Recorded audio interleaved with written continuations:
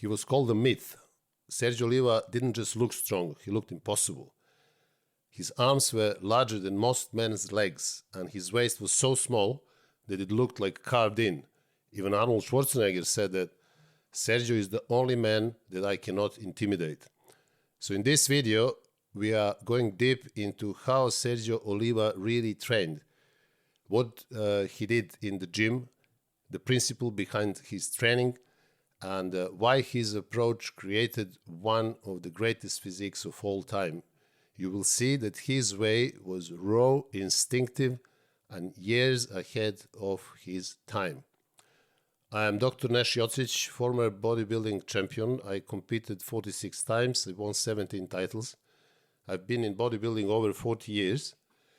And during that time, I have personally coached over 3,500 clients and helped them to get in the best shape of their lives. I have also published 10 ebooks, which are all available for you on my website. They are fully loaded with detailed information about muscle growth, fat loss, training for beginners, competitive bodybuilding, lifestyle change, and everything that you always wanted to know about bodybuilding. So if you want to access them, just click in the link below in the comments and you can expand your knowledge and widen your horizons. So let us get into who was Sergio Oliva. So Sergio Oliva was born in 1941 in Cuba. He had very hard childhood, very hard upbringing. He had to work basically to survive from a very early age. His family was also poor, hard-working family. And Sergio was constantly exposed to hard labor. This actually helped him to develop very strong physique even in the early age. And at the age of 19, he was already in the Cuba's national weightlifting team. But in 1962, during the Pan American Games, he made a life-changing move. He escaped to United States in search of freedom. He settled in Chicago and worked as police officer and trained with an intensity no one had ever seen. So within the few short years, he managed to win Mr. Olympia title, not once, but 3 times. So 1967, 1968, and 1969. And become the man that every bodybuilder feared to stand next to. They called him the myth because photographs didn't do him justice. And people said, all you need to do is to see him in person and you will understand why he was called the myth. His muscle bellies were huge, long muscles, looked like inflated with air. And he also had a very small waist, and he didn't have a weak muscle group on his body, which is very, very rare. So his genetics were absolutely superior. He had, as I said, long muscle bellies, short tendons, and perfect proportions. But genetics, as many people know, they are only the first step. They can only open the door, but the hard work is something that has to happen, and that has to be consistently for years. So his training intensity and volume actually made him legendary. He obviously combined his heavy strength foundation from weightlifting, and he realized very quickly that he needs to change that training attitude, and that the training for bodybuilding is very different. So he wanted to sculpt his physique, refine all these big, huge muscles, and keep them all in proportion. So he was very clinical about deciding how is he going to approach his new training system, his diet, and also how often he is going to train. So when it comes to his training philosophy, he did not follow anything that was in those days in magazines and promoted especially by Wieder brothers. And he said, I train by feel. When the muscles tell me, I stop. So his approach was very instinctive, and he trained with very high volume. He didn't have any plan. Literally nothing was written on paper, and he didn't follow any rules. he would come to the gym and instinctively decide basically what the workout is going to be like. So he would say that the training has to be as such. It has to last long, and it has to be intense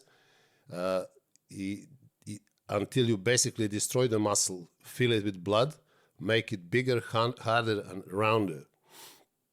He usually trained twice a day, 6 days per week. His morning workouts usually lasted around hour and a half, sometimes 2, and they were heavy and basic. Evening sessions were for refining, pumping, and posing. He didn't feel overtraining. He said that he actually feared under-stimulating the muscle. He believed that the body adapts to whatever workload you demand from it, and his workload was insane. Now, I know that many of you will come back and say, oh, this is impossible. His training system is not going to be good for me. I can't train like Sergio Oliva. But what is important to understand, I'm not saying you should be following the program that is coming now, but what you need to understand, you first of all, Sergio Oliva, Arnold Schwarzenegger, Frank Zane, and other legends of golden era, they were exceptional specimens. So you can't just copy their workouts. These are the people who trained every day, 6 days per week, every muscle twice per week, even during the off season. Personally, I don't do that. Personally, I don't advise that to be done like that. But I want you to understand, to learn how these legends of golden era trained and take some lessons from their experience and their training systems, because they obviously made fantastic progress. There are a lot of modern gurus, and not just modern, but also through history of bodybuilding, you know that there are philosophies like heavy duty, 1 set per exercise, similar. But this simply didn't work for people like Sergio Oliva, like Arnold, Serge Numbre, and most of the others in those days, even most of the others now. So what I'm suggesting again, watch carefully this video to the end, and I will advise you on the principles at the end, the principles that you should take away, and maybe use them in your own training systems, and these principles may help you create something better that will help you obviously enhance your physique. So let us get now into his training. First of all, I want to talk about his off-season training, which is again extreme for most of us to understand. But let me remind you again, Sergio Oliva was one and only, and he was called a myth. So this is not because he was ordinary. This is not because he was one of all us other mortals. He was extremely unique. The amount of sets and reps that he's done twice per day, 6 days a week, probably destroyed everybody else. But Sergio was very comfortable with that, and he managed to create one of the greatest physiques of all times. So let me tell you now how his off-season training system looked like. So when it comes to frequency and duration, Sergio trained twice per day, 6 days per week. His workouts were anywhere from an hour and a half to 2 hours, and sometimes even longer. He trained every major muscle group twice per week. And when it comes to intensity, his volume was extremely high. He would do 18 to 25 sets per muscle. So Arnold did something similar. Arnold was always around 25. Nubre was a higher number of sets, but Sergio Oliva, 18 to 25 sets per muscle group. So reps were usually 8 to 12, or occasionally 15 in an isolation work. I'm talking about off-season, bear that in mind. Now, he would rest maximum 40 seconds and minimum 20. So anywhere from 20 to 40 seconds in the off-season. So this, most of the people today are resting for 3, 4, 5 minutes. Well, imagine Sergio Oliva rested 20 to 46 seconds in the off-season. He was also known to use supersets and 3 sets, and he would pair usually different muscle groups. So he used, for example, bench press and chin-ups, and then squats and leg press and leg curls for legs. That would be like a 3-set. Then his goal was always pump as much as possible. Not maximum load, but pump. So a selection of exercises, number of sets, number of reps, and rest between the sets were something that nobody does it today. People are doing exactly the opposite. Maybe this is the reason why most of the people that you see in the gyms are not really progressing, because they are focusing on lifting the weights, not necessarily right form, best biomechanics, and also pump. I will do the video soon on difference between bodybuilding and powerlifting, and why people today, most of them, are actually not training proper bodybuilding, but mainly kind of powerlifting mixture, which basically can help them to lift heavier weights in certain exercises, but is not going to help them to get bigger and sculpt their bodies as people did beautifully in the golden era. When it comes to exercises, Oliva for chest and back, he would do bench press, incline, dumbbell press, and dips. For back, that would be chin-ups, barbell rows, and pullovers. Shoulders, that would be press behind the neck, laterals, and upright rows. So these 3 movements. For arms, he would do barbell curls, incline curl, and triceps push down and dips. So 2 main exercises for biceps, barbell curl and incline curls, and for triceps push down and dips. Now for legs, he would do squats, hex squats, leg press, and leg curls. So not any fancy exercises like we see today in the gyms, which are very popular, but clearly they are not giving any results. But Oliva would do squats, hex squats, and leg press for quads, and leg curls for hamstrings. Basically, these are the exercises that help him to have some of the best legs ever in bodybuilding. For calves, he would do standing calf raises and seated calf raising. He would do them every day. That's another thing, very, very interesting. When it comes to abdominals, he would do hanging leg raises and crunches. And he would do abs again every evening. So his goals in the off-season were to keep his proportions intact. So basically, training was the one that helped him keep those proportions. He structured the workout against main goal in the off-seasons to keep his proportions as they should be.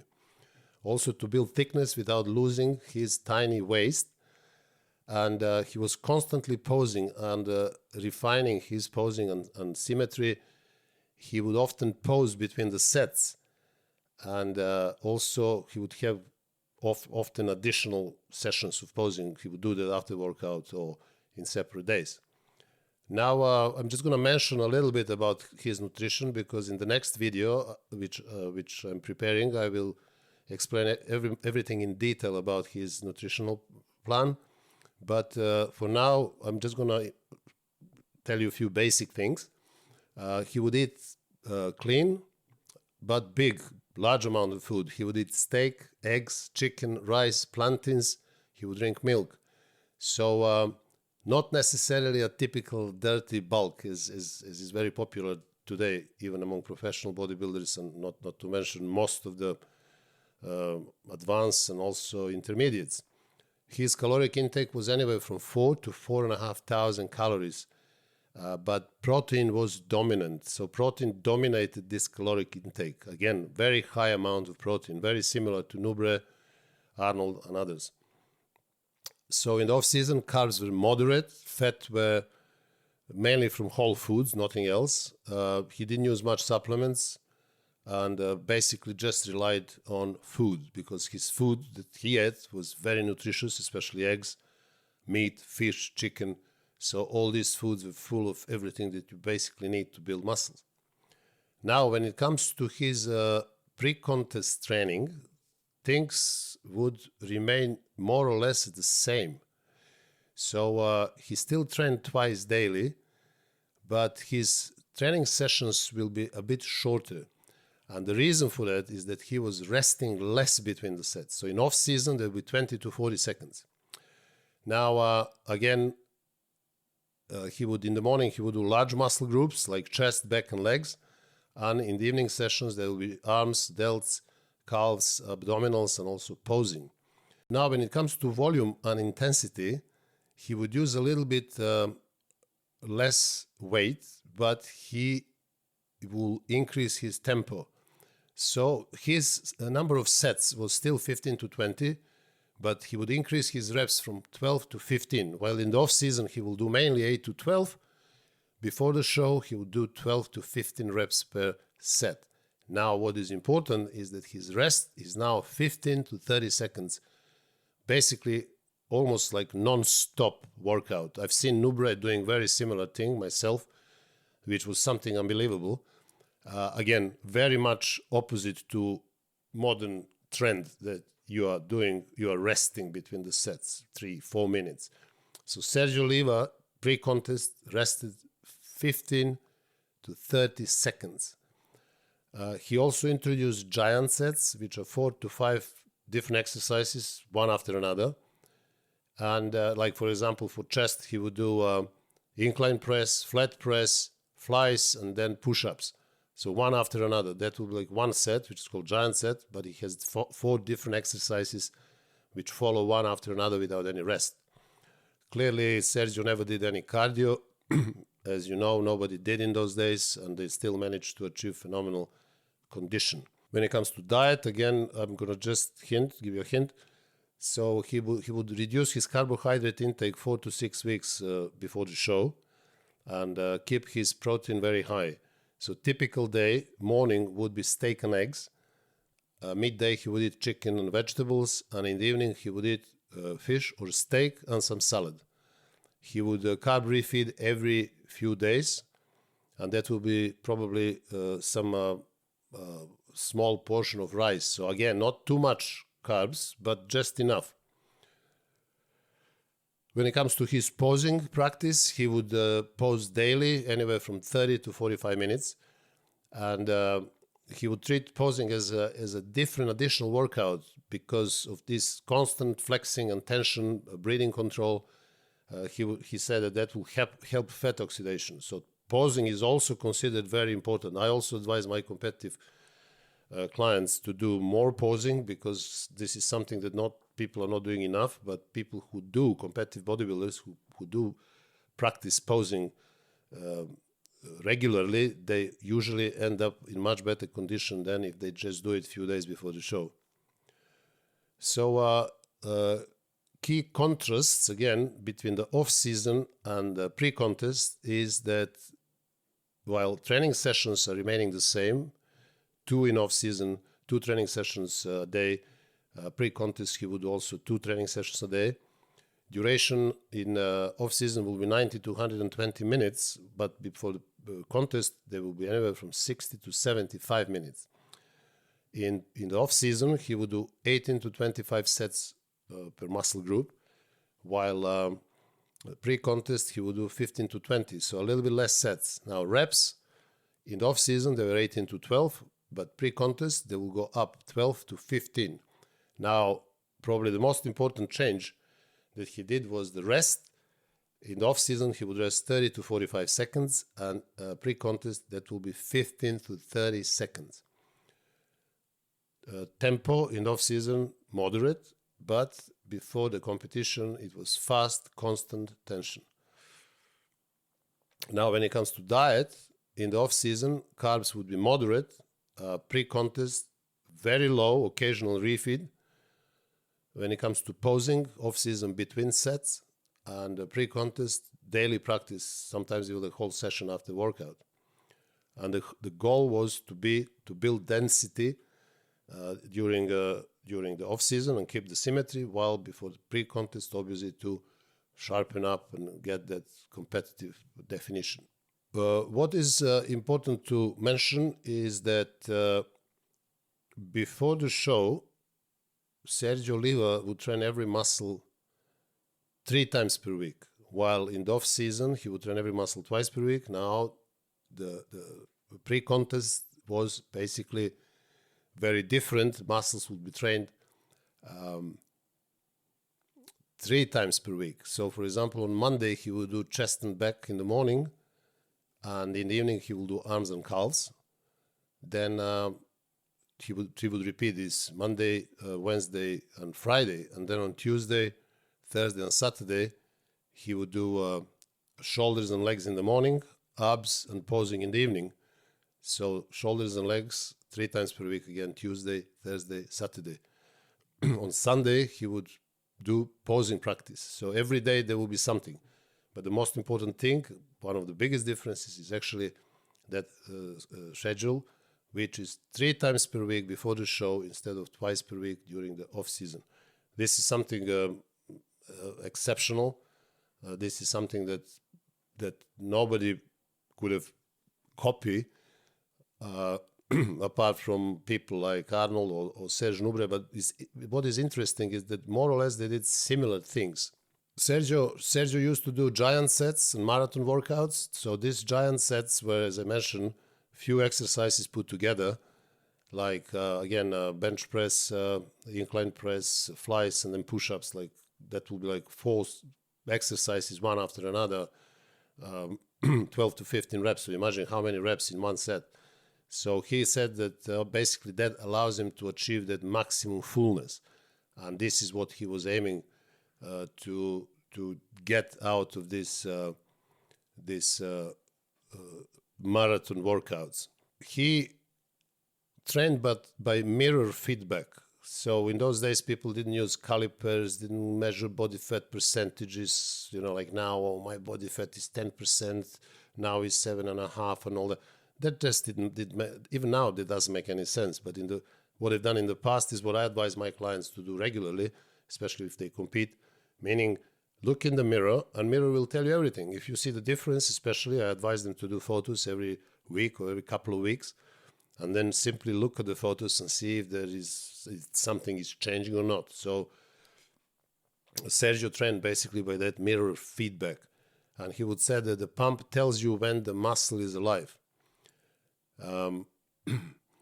When it comes to his mindset, it is important to understand that Sergio was very, very respected in his days. And when he walked into the gym, he wasn't only Sergio Oliva, he was the myth. He switched personalities. His training was a ritual, literally battle between himself and weights. He didn't tolerate any distractions, so obviously no headphones, no phones, no socializing. He was training like a possessed man, and he visualized his muscles like balloons filling with blood.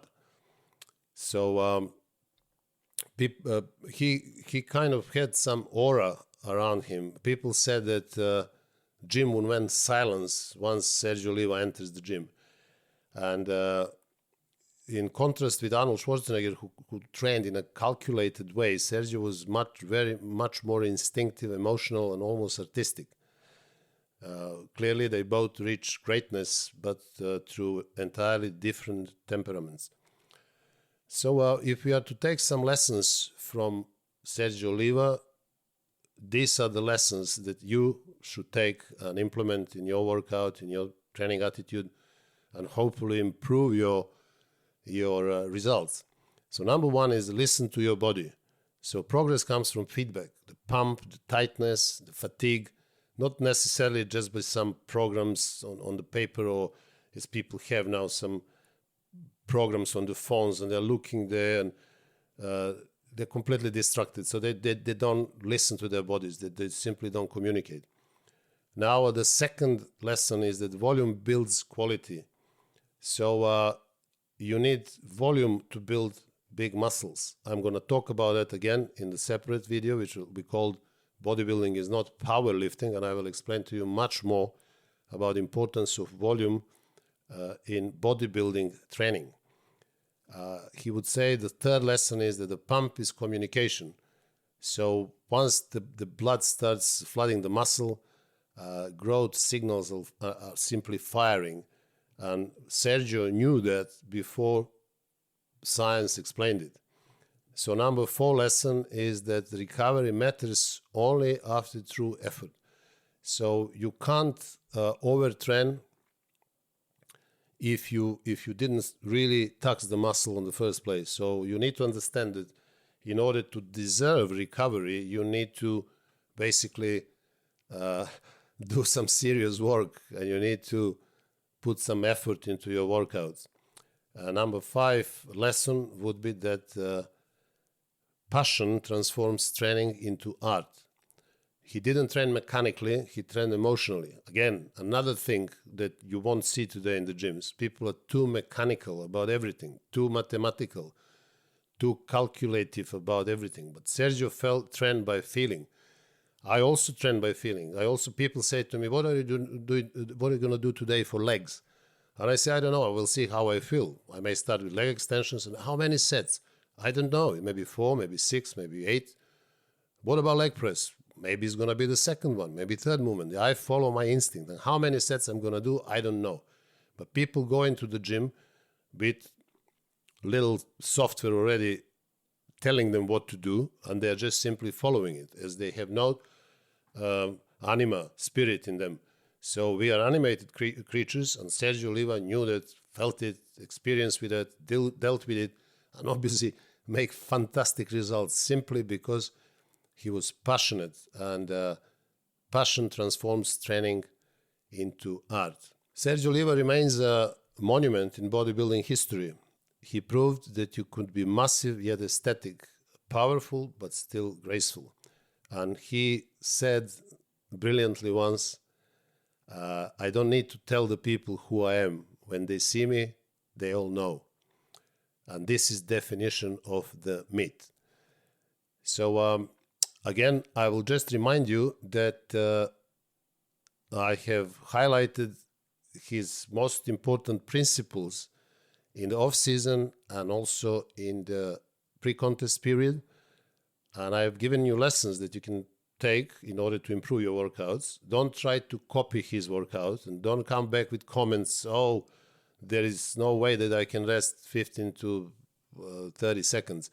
Well, of course you cannot, but you may try to reduce the rest between the sets and in that way increase intensity. As I have explained in one of my videos, that intensity is not only lifting heavier weights. This is something that powerlifters do.